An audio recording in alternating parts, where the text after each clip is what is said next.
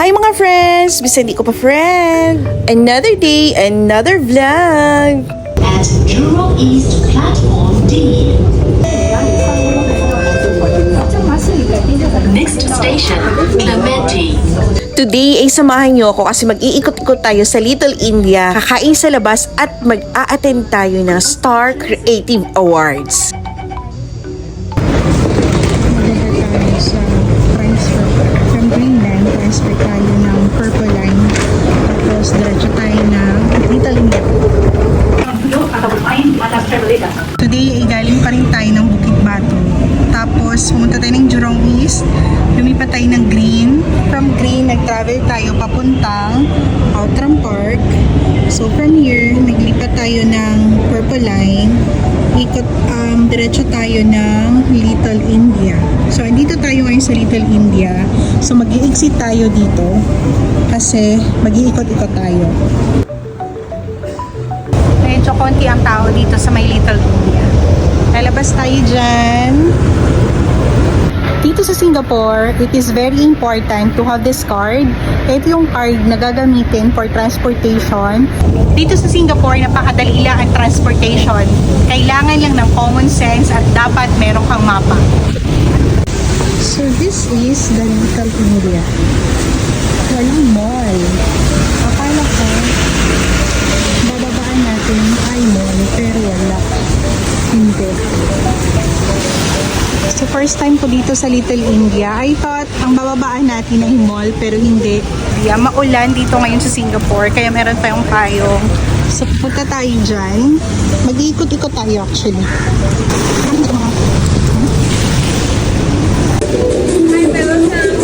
Thank you! Indian Express. Napakakaba ng street na to na puro restaurant, puro kainan.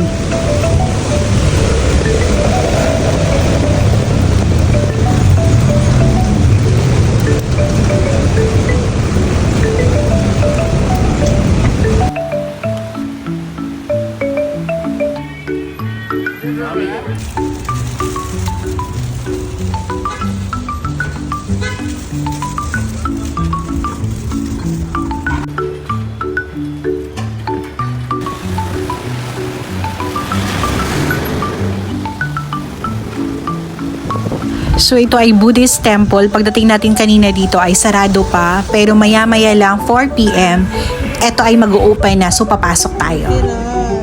And while nag-aantay ako ng aking pamangkin, nag-ikot-ikot muna ako dito. Meron ditong mga souvenir shops, meron Singapore magnet, merong mga bags, merong mga key holders, at marami pang iba. Itong mga bags na to ay 2 for 10, meron ding 10 isa, meron ding 3 for 10, depende sa klase at depende sa gusto nyo. And of all the places and mga stores na napuntahan ko, dito sa Little India, dito ko nakita yung pinakamurang mga souvenir shops, mga souvenir items, and ang daming mapipilian. Like pouches and coin purses. At dito din ako nakakita na sobrang daming pagpipilian ng mga accessories na ito yung hinahanap ko para sa aming mga santo.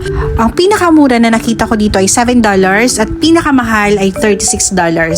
Saktong-sakto dahil papalapit na ang mahal na araw.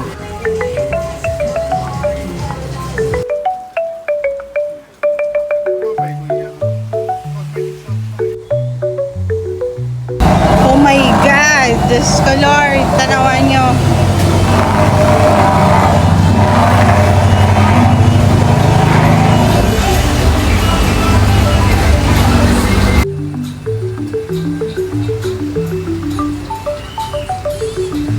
At dahil nga ito talaga yung mga gusto ko, napunta ako dito sa mga telahan at mga damit. Ang gaganda, fully beaded, grabe.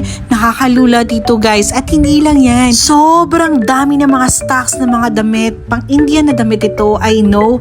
Pero ang gaganda ng mga tela, ang gaganda ng mga beads, ang mga designs, at maraming pa sa second floor. Kaya inakyat ko na, hindi ko na pinakawalan to. Merong iba-ibang kulay, iba-ibang tabas. My God, nakakalula as in. Tignan nyo yan.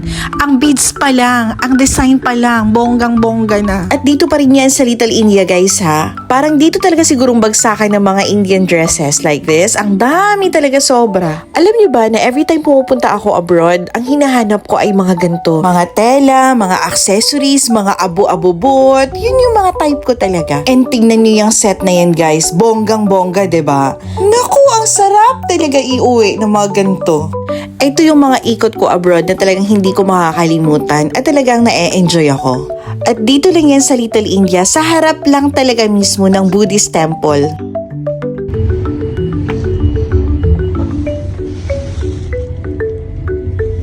Diyos ko. Nami di. Umuulan pa rin dito sa Singapore. Pero tingnan nyo. Ito yung water. Galing doon kasi nagtatrabaho dyan kanina habang nakulan. So may mga tubig pa rin sila inilalabas. Tapos tingnan nyo yung drainage dito. Dito pumupunta ang water. Yan. Kaya hindi na pupunta doon, hindi na sa stock. Kasi dito pa lang, nandiyan na. Same doon sa other side. So mas mababa ito compared dito. Pilipinas, ano na ta? Para ko. Oh, we will cross. Exactly 4 p.m. naman nang na-open itong Buddhist temple sa may Little India and sobrang excited akong i-share itong experience na to with you. Pagpasok ko pa lang, ramdam mo na agad yung peaceful na atmosphere. Kahit super busy ng Singapore, once you step inside the temple, parang biglang bumagal yung oras. Makikita nyo dito yung mga beautiful Buddha statues, yung detailed architecture, and yung mga taong nag-o-offer ng incense at nagpe-pray. Ang ganda ng combination ng culture, spirituality, and tradition dito. What I really love about this place is yung sobrang tahimik at calming niya. Hindi lang siya tourist spot actually. Maraming pumupunta dito para mag-reflect, mag-pray, and maghanap ng inner peace. Honestly, even just being here for a few minutes makes you feel more grounded. Paririnig mo yung mga soft chanting and minsan yung tunog ng bells which adds so much sa spiritual vibe ng temple. It really shows kung gaano ka-rich yung Buddhist culture dito sa Singapore.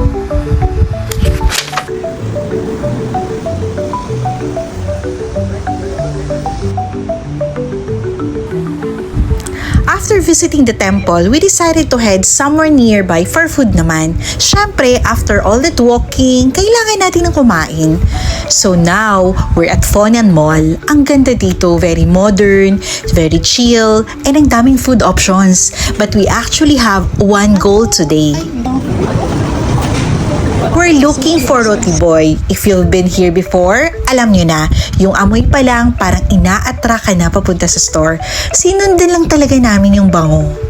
Enjoy na enjoy siya kasi hinahanap namin ang Roti Boy. Sobrang sarap doon ng tinapay. So ito try namin. And here it is, Roti Boy. Simple lang yung store pero you can see na laging fresh yung bread nila. Kaya ang daming bumibili. Of course, we get their best-selling butter bread. Mainit-init pa siya ha. Crunchy sa labas, soft sa loob, and yung butter flavor niya is sobrang sarap pero not too heavy.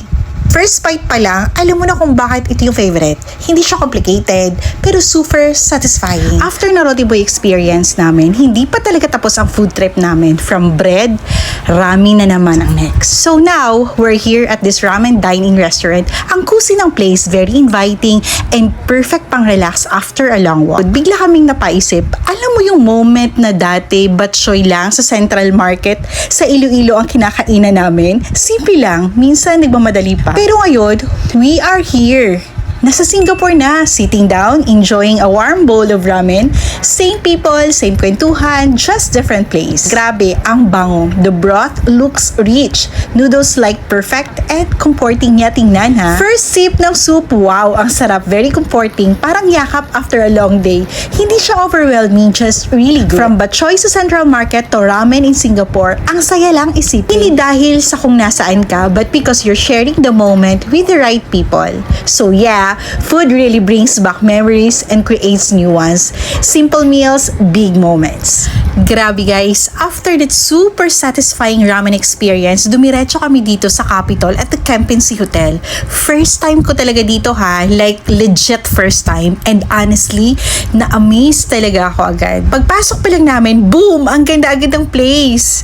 Parang ibang mundo siya, may mga dining restaurants agad sa entrance. Sobrang classy, sobrang elegant. Sabi ko sa sarili ko, wait lang, hotel ba to or fine dining heaven? Habang naglalakad kami, tahimik, pero ramdam mo yung luxury, yung tipong kahit chill ka lang, bigla kang mapapaayos ng tindig mo. Ganun yung effect niya. Tapos biglang realization moment, hindi pa pala namin alam na Star Wars for Creative Arts yung event that time. So imagine, our reaction nang nakita namin yung setup, yung production, yung vibe. Kaya pala ganito kasosyal. And then the best part, nakita namin yung mga artista from the Philippines, mga nominees pala sila like Jody Santa Maria, Dimples Hermana, Piolo Pascual. Grabe yung feeling, nakaka-proud talaga. Parang biglang tumigil ka sandali. Tapos mapapaisip ka na, wow, ang gagaling natin. Seeing Filipino artists being recognized in that level, ibang yung impact ha. Nakaka-inspire, nakaka-proud, and honestly, medyo nakaka-starstruck din. From a simple ramen night to this unexpected moment of Filipino excellence, sobrang solid ng experience. From comfort food to classy vibes, from ramen to red carpet energy, ibang klase yung gabi na to.